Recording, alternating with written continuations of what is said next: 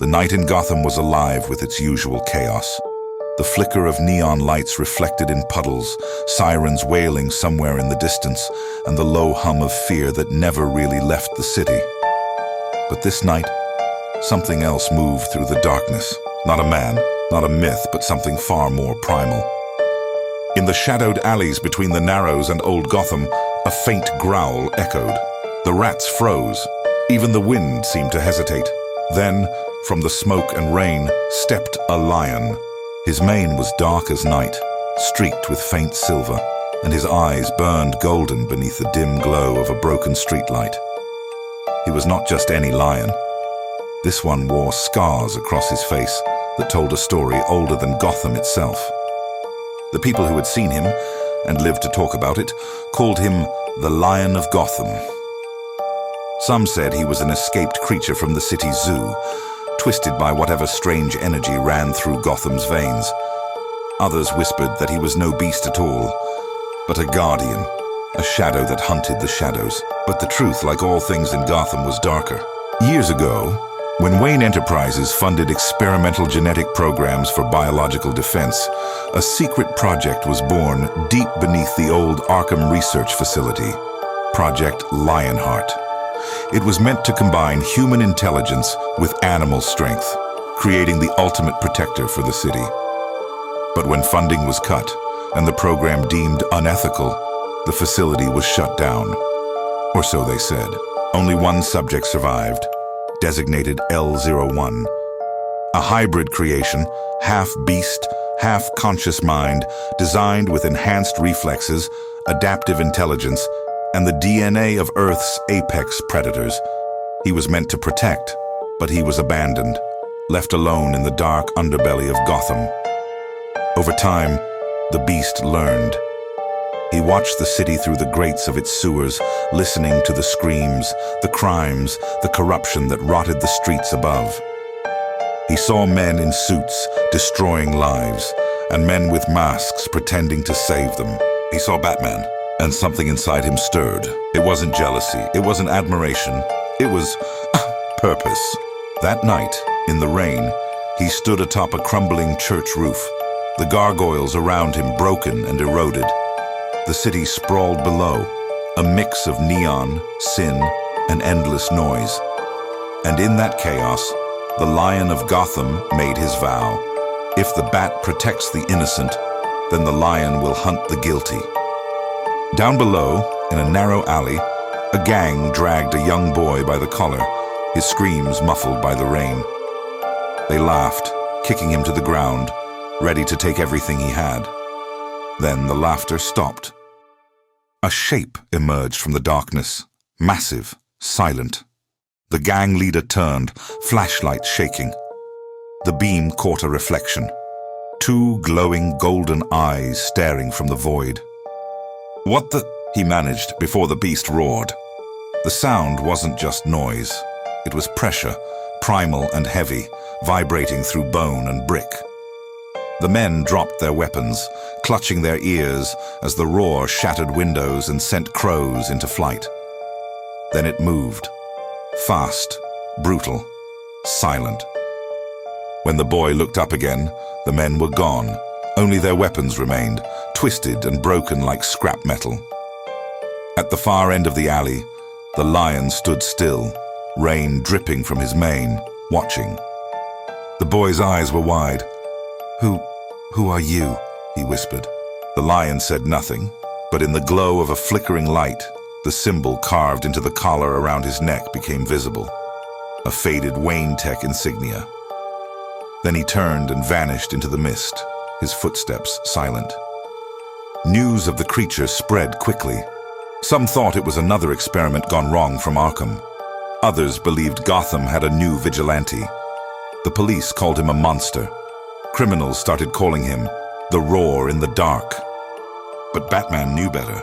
In the Batcave, Bruce stared at the grainy footage captured from a security drone. A massive shadow leapt across rooftops, glowing eyes cutting through the rain. Alfred stood beside him, frowning. "Another masked crusader, sir?" Bruce didn't answer immediately. He rewound the footage, the moment when the lion turned its head toward the drone. The intelligence in those eyes wasn't animal. It was human, broken, but aware. "This isn't an animal," Bruce finally said. "It's something else." Alfred adjusted his glasses. "Do you think it's dangerous?" Bruce stared at the screen a moment longer. "Everything in Gotham is dangerous, Alfred. But this one might be hunting the same prey I am." Meanwhile, deep beneath the city, in the tunnels forgotten by even the rats, the lion lay curled beside a flickering flame.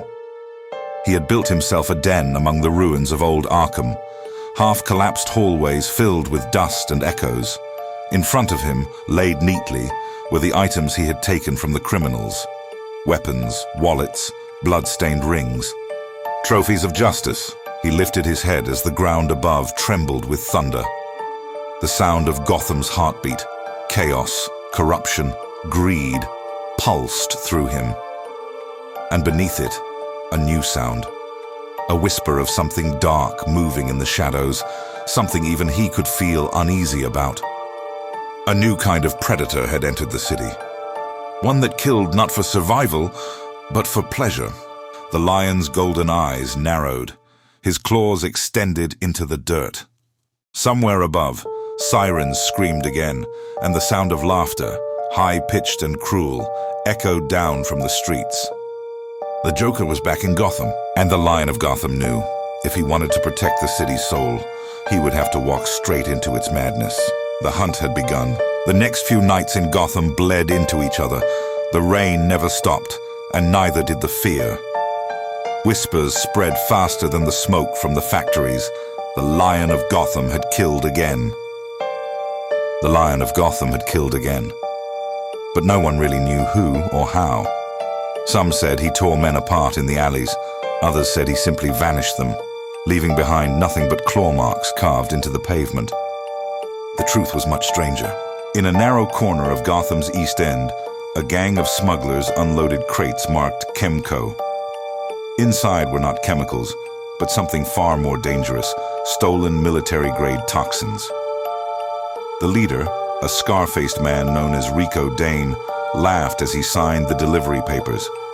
"Let the bat come," he said, puffing on a cigar. "We got something that'll melt his fancy armor clean off."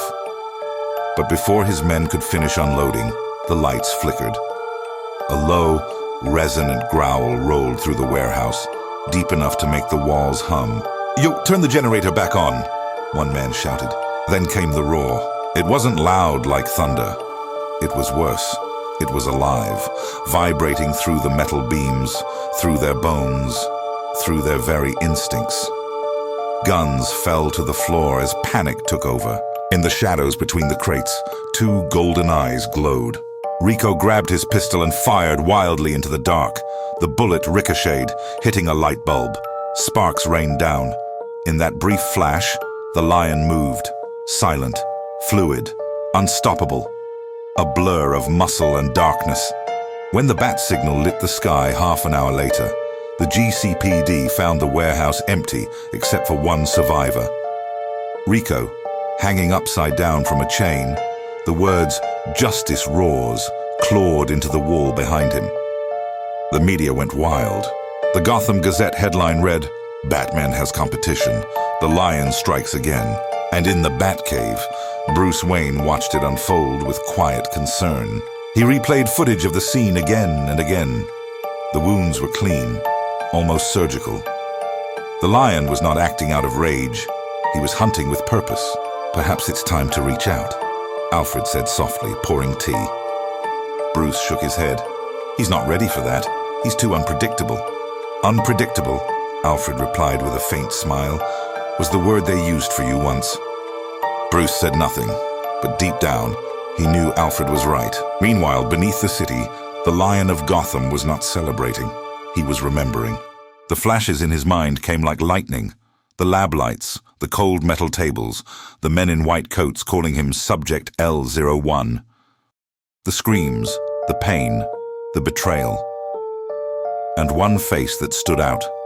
Dr. Marcus Vale, the man who had overseen the project before shutting it down. Dr. Vale had promised protection. Instead, he left him to die. Now, Vale was back in Gotham, heading a private research company rumored to be working for the Joker's new chemical weapons operation. The lion's claws dug into the ground as he stared at Vale's photo on a stolen newspaper. His golden eyes burned with fury. He whispered a single growl that echoed through the tunnels like a vow. Vale dies tonight. Meanwhile, on the other side of Gotham, the Joker sat in a half-destroyed amusement park, painting a grin on a mannequin. Harley Quinn danced beside him, tossing a knife between her fingers. Puddin', you sure about this big kitty story? Everyone's talking about him like he's the new boogeyman. The Joker smiled without looking up. Oh, Harley. Gotham needs its monsters. The bat, the clown, and now the cat. He giggled, twisting the mannequin's head clean off. But the thing about Predator's doll face is that there's only room for one at the top of the food chain. He tossed the mannequin's head aside. And I can't wait to see which one roars last. That same night, the Lion tracked Dr. Vale to his high-security penthouse in Midtown Gotham. The man was older now, grayer, slower, but his heart still beat with the same fear and guilt.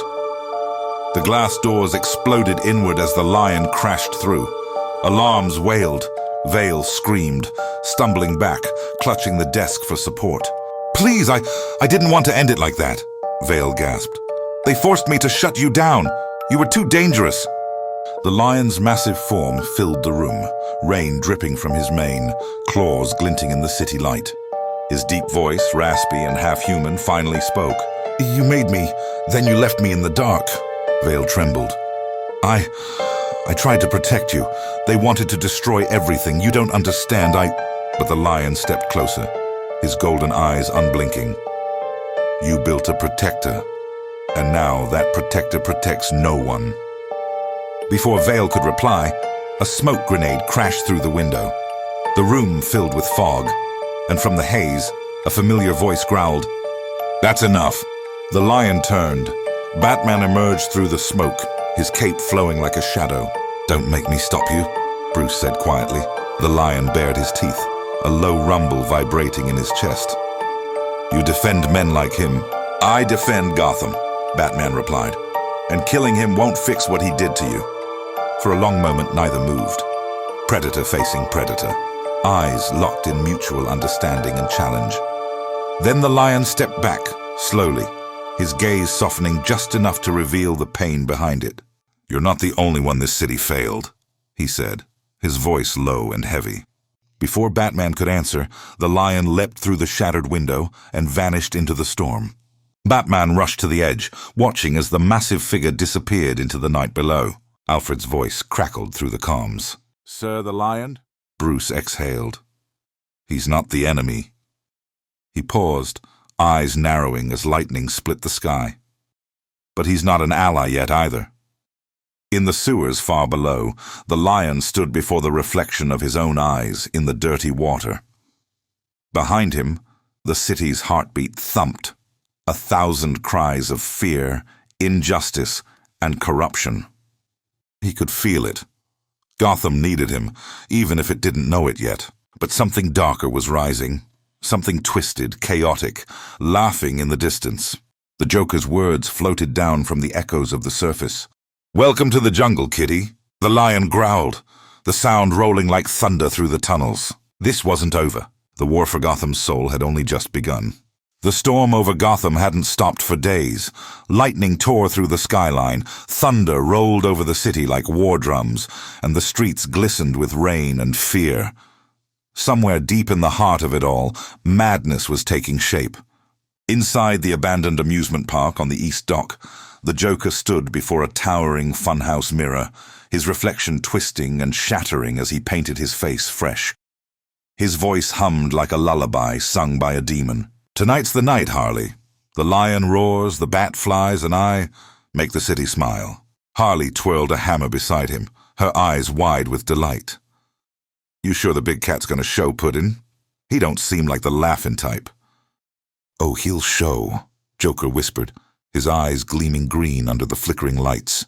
He's noble, he's angry, and angry heroes are the easiest to break. He turned, grinning wide. Besides, who could resist a little party? Behind him, the carousel began to spin on its own, powered by stolen generators. In its center, dozens of hostages, Gotham scientists, police officers, even kids, were tied in place, surrounded by barrels of Joker toxin wired to detonate. The invitation had already been sent, scrawled in claw marks across the Gotham clock tower. "Tonight the Joker dies!" The city waited in silence. In the Batcave, Bruce Wayne watched the feeds, jaw clenched. He's gone too far this time. Alfred stepped beside him. "And so have you, Master Wayne, on more occasions than I can count." "This is different," Bruce said, tightening his gloves. "The Lion doesn't understand what the Joker is. He'll go straight for the kill, and the Joker wants that." Alfred nodded quietly. "Then, sir, I suggest you get there before he does." The Lion of Gotham was already moving. Rain splashed against his mane as he leapt across the rooftops, muscles rippling under the stormlight. The city below roared with distant sirens and crackling thunder, but he moved like a phantom, faster than sound. He could smell it, that familiar stench of chaos and chemicals, the same one that filled his lungs the night he was created. The Joker was using Vale's stolen formula. The same toxin that had once given the Lion his unnatural strength was now being weaponized to poison the entire city. He growled deep, the sound echoing off the walls of Gotham's steel heart. Not again. He would not let this city burn because of human madness. Not this time. The amusement park looked like a nightmare. The rides creaked in the wind, laughter tracks from broken speakers looped endlessly, and the Ferris wheel glowed red like a halo of blood. The Lion stepped into the gates. His claws scraped the ground, his eyes glowing faint blue beneath the rain. "Come out, clown." Joker's voice echoed through the speakers, sing-song and cruel. "Oh, kitty, kitty, kitty, you came!" From the shadows, Joker appeared, twirling a revolver like a toy. "You've been a bad kitty, haven't you? Scratching up my business, eating my men." The Lion roared, a deafening primal sound that shattered glass. Joker's grin widened. "Ah, music to my ears." The Lion lunged, claws slashing through the air. But Joker wasn't there. Smoke burst from the ground. The carousel lit up, spinning faster, the screams of the hostages rising over the mechanical laughter. "Gotham's little science fair," Joker called from the control booth. "Hooked up to my latest punchline. You save them, kitty, and boom, everyone smiles forever." The Lion's eyes darted to the barrels of toxin beneath the carousel. He knew the scent. Even one leak could kill them all. Then a dark shadow dropped from above. Batman landed beside him, cape billowing, eyes narrow. "You take the top floor. I'll disarm the toxin." The Lion growled. "He's mine." Batman didn't flinch. "We both protect this city. Don't make me stop you again." For a moment, the tension hung like lightning between them. Then the Lion nodded, low and reluctant. He leapt, crashing through the roof toward the Joker's perch. Inside the control room, Joker spun around in mock fear. "Oh, the kitty's climbing. Should I throw him a ball of string or a hand grenade?" The Lion smashed through the window, landing with a thunderous growl. "You hide behind chaos because you're afraid of silence." Joker tilted his head, intrigued. "Ooh, poetic. Maybe I should get you a book deal. Jungle Thoughts by the Lion of Gotham." He fired. The bullet grazed the Lion's shoulder. But it didn't slow him down. He charged, claws cutting through the metal desk, tearing wires and panels apart. Joker rolled, laughing, spraying acid from a hidden flower on his lapel. The Lion ducked, flipping the table and slamming Joker against the wall. The clown gasped, giggling through blood. "Oh, you've got that bat touch. You and him would make a great comedy duo. You could call yourselves Fur and Justice." The Lion's claws hovered over Joker's throat. "You destroyed everything I was," he growled. "You turned me into this." Joker smirked, blood in his teeth. "Oh, no, big guy. They did that. I just made you interesting." The Lion's snarl deepened. But before he could strike, the whole building shook. Batman's voice echoed through the intercom. "Lion, the toxin's armed. It's about to blow." The Lion froze. Joker smiled wider, whispering, "Choose, hero, me or them." The Lion looked down, The carousel spun faster, steam and smoke bursting from the barrels. The screams grew louder. For one split second, he stared into Joker's eyes and saw nothing but emptiness. Then he turned and leapt out the window. Batman was already knee-deep in wires, his gloves burning from the heat of the circuitry. Come on, come on. The lion landed beside him, roaring, "Move!" He slammed his claws into the machinery, tearing apart the steel casing, ignoring the electric shock that coursed through him. His mane sparked blue, smoke rising from his body. Batman tried to stop him. "You'll kill yourself!" The lion growled through the pain, voice trembling but fierce. "Then let me die saving this city." One final surge of energy exploded through the machine. Lightning flashed. The world went white, then silence. The carousel stopped. The toxin lights went dark. The hostages were safe. Batman opened his eyes slowly. Smoke filled the air. The lion lay on the ground, his breathing shallow, his golden mane dim. Bruce knelt beside him. "Stay with me." The lion's eyes flickered open. "Did we save them?" "You did," Bruce said quietly. "You saved Gotham." A faint smile crossed the lion's face. "Then maybe I was more than their monster." His eyes closed. Days later, the rain finally stopped. Gotham's skyline gleamed under a faint sunrise. Atop the tallest tower, the bat signal glowed softly. But beside it, carved into the steel, was a mark. A lion's paw, etched deep into the metal. Commissioner Gordon lit the signal and looked up at the sky. "Two protectors now," he murmured. In the shadows, Batman watched, his voice barely above a whisper. "Rest easy, Lion. Gotham remembers." And far below, in the old tunnels of the city, a faint echo rolled through the darkness.